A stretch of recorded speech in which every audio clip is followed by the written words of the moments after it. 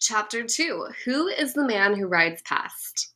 Tell me a story, Anne-Marie, begged Kirsty as she snuggled beside her sister in the big bed they shared.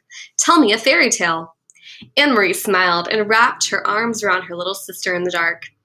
Allie, Ale Danish children grew up familiar with fairy tales. Hans Christian Andersen, the most famous of the tale tellers, had been Danish himself. Do you want the one about the Little Mermaid? That had always been Anne-Marie's own favorite. But Kirsty said no. Tell one that starts with a king and queen, and they have a beautiful daughter. All right. Once upon a time, there was a king, Anne-Marie began. And a queen, whispered Kirsty. Don't forget the queen. And a queen. They lived together in a wonderful palace, and was the palace named Emilingburg? Kirsty asked sleepily. Shh. Don't keep interrupting or I'll never finish the story. No, it wasn't Emmelinburg. It was a pretend place.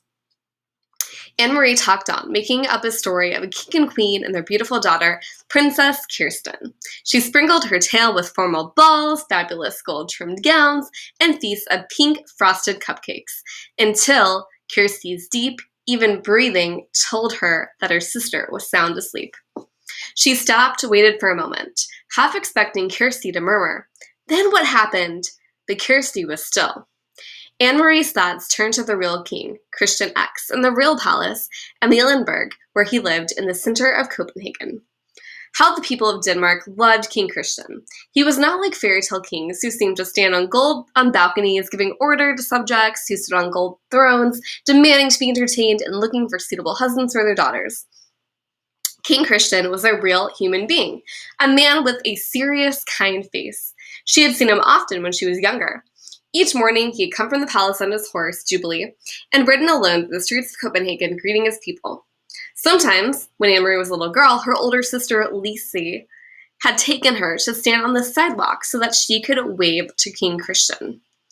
Sometimes, he had waved back to the two of them and smiled. Now you are special forever, Lise had told her once, because you have been greeted by a king.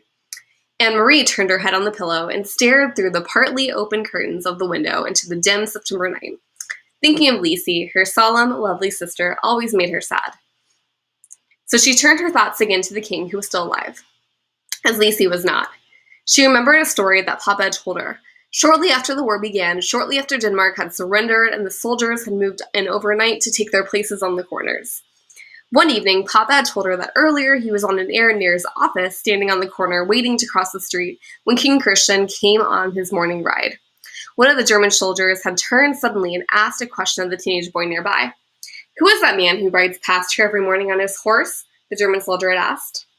Papa said he had smiled to himself, amused that the German soldier did not know. He listened while the boy answered. "He is our king," the boy told the soldier. "He is the king of Denmark." "Where is his bodyguard?" the soldier had asked. And do you know what the boy said? Papa had asked Anne-Marie.